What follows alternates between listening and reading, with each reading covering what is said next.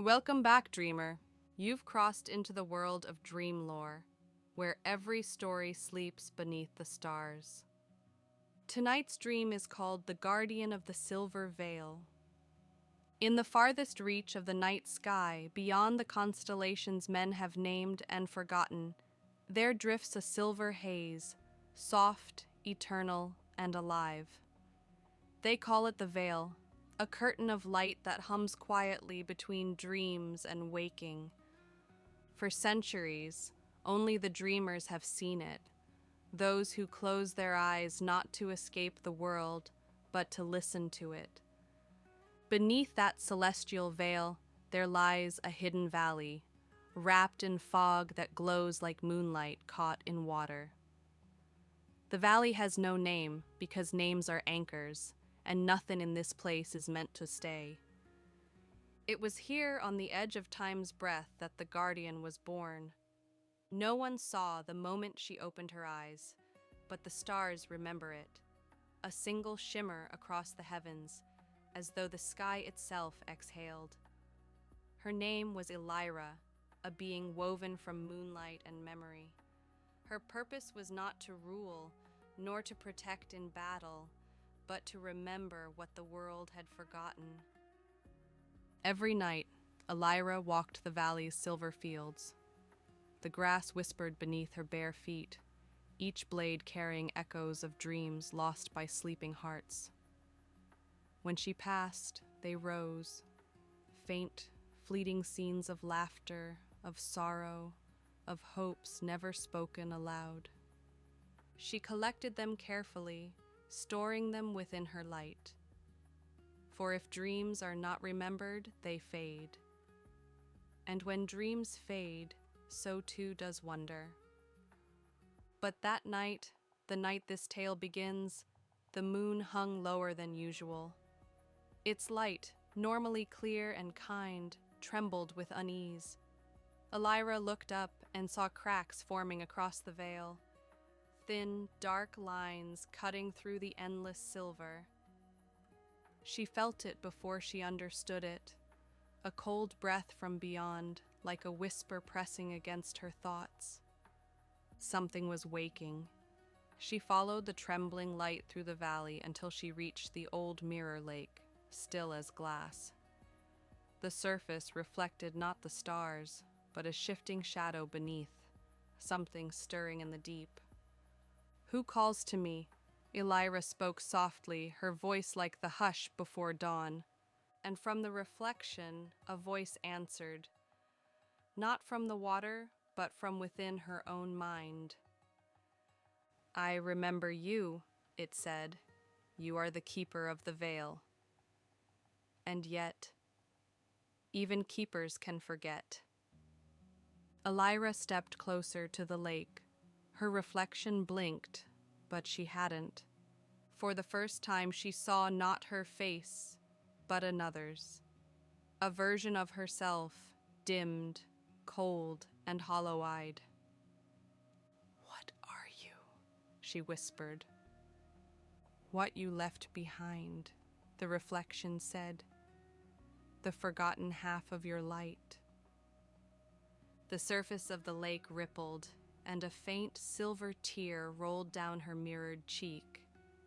The guardian felt a pull, a call to step into the water, to remember what had been lost.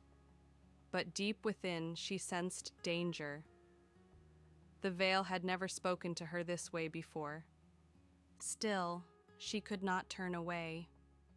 She reached her hand toward the reflection, and as her fingers brushed the surface, the world around her began to shift. The stars bent, the horizon melted, the valley's silver glow dimmed to a twilight blue. And then, silence. Elira found herself standing in a place she did not know. A vast plain of broken light, shards of dreams floating in the air like glass petals. The veil was no longer whole, and from far beyond, through the cracks in the heavens, a shape began to move, enormous, slow, and ancient. Something that had been asleep since before memory began. The guardian took a breath and whispered to herself. Then the dreaming world is changing.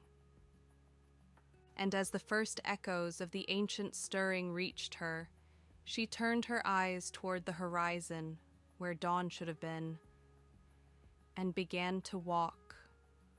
Elira walked through the broken plain, where fragments of dreams floated like slow snowflakes.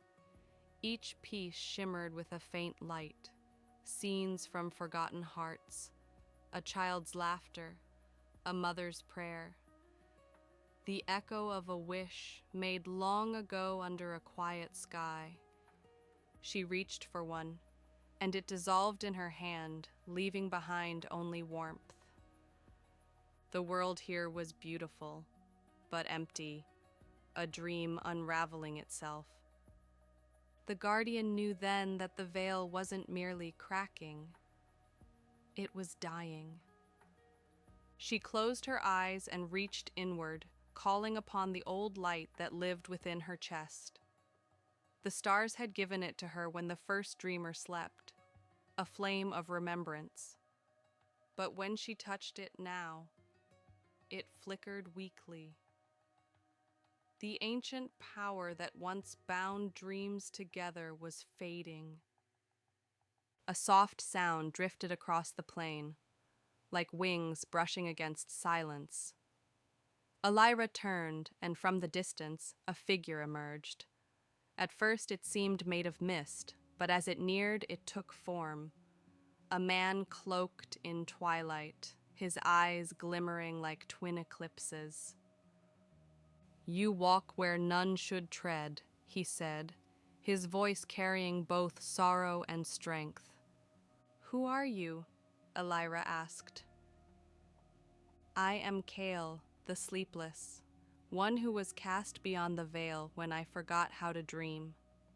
She studied him, the way his form shimmered between shadow and light, like he existed only halfway in the world. "Then you are the echo I felt," she whispered, "the one who calls through the cracks." "No," Kale said, "something else stirs. Something older than either of us. It feeds on forgotten dreams, on what slips between sleep and sorrow. It is the hollowing." The word sent a cold tremor through the air. Elira had heard the name only in fragments, tales whispered by starlight about a hunger that once devoured the first constellation, a force that thrived on loss itself. "If the hollowing rises," Kale continued, "then soon the waking world will no longer dream. And without dreams, the veil will fall completely." Elira looked around. The plains of memory were already fading, colors draining to gray. The shards of light were dimming one by one, vanishing like dying fireflies. She clenched her hand. "Then we must restore it. There must be a way." Kale shook his head. "There is only one, the heart of the veil, where all dreams begin. But reaching it means walking through the sleepless depths. None return from there." Elira's gaze did not waver. "Then I will go." For a moment, Kyle said nothing. Then a faint smile touched his lips, the kind of smile worn by those who have long since forgotten what hope feels like. "Then I will walk beside you, guardian," he said softly, "even if my path ends in shadow." They began their journey across the broken plain. With every step, the light around them dimmed further, until even the stars above seemed to turn their faces away. After a long silence, Kale spoke again. "Do you remember your first dream?" Elira hesitated. "No, only that it was bright, and that it wasn't mine alone." He nodded. "Dreams are never ours alone. They're threads that weave all hearts together. That's why the hollowing feeds so easily. It unravels us by turning those threads to dust. The landscape shifted. Now the ground was no longer solid. They walked across what looked like a sea of silver mist, and beneath it, shapes moved slowly, sleeping titans of forgotten thoughts. Every so often, a memory would rise, an image of a place or a face neither of them knew, floating like a fragile bubble before bursting into nothing. And then, from the horizon, came a sound, deep, resonant, like the heartbeat of the world itself slowing down. Kale looked toward it with unease. The hollowing stirs. The light trembled. The mist began to twist and pull, forming a great vortex in the distance. From within, tendrils of shadow reached out, curling through the air like smoke. Elira felt the pull again, the same cold whisper from before, stronger now. "You cannot hold the light forever," it hissed. "Dreams fade. Memory fades. Even you will fade." She fell to her knees as the words cut through her mind, cold and heavy.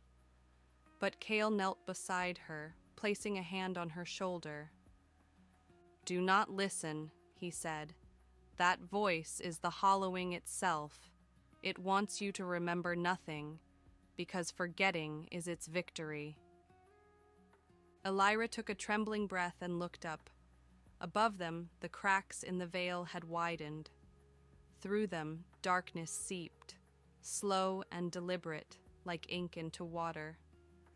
But in that darkness, a faint light flickered. Not above, within her. Her pulse steadied. The flame in her chest began to burn brighter, pure, and defiant. She rose to her feet, her silver aura blooming around her like dawn breaking over night. "Then let it come," she whispered. "Let it test the last dreamer."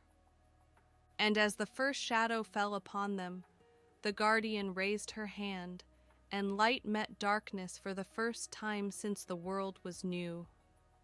The plains erupted into brilliance, the fragments of memory lifting, swirling, forming constellations above their heads.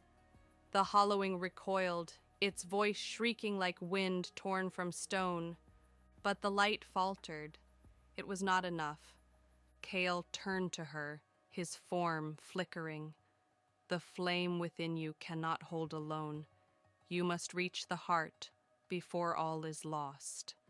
Elira nodded, her gaze fixed on the horizon where the vortex spun. And together they stepped forward into the storm of unmaking.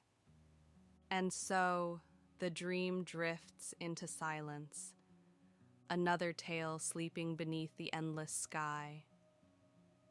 If your heart still wanders in the world between light and shadow, return here, dreamer, for there are countless stories still waiting to be remembered, only on DreamLore.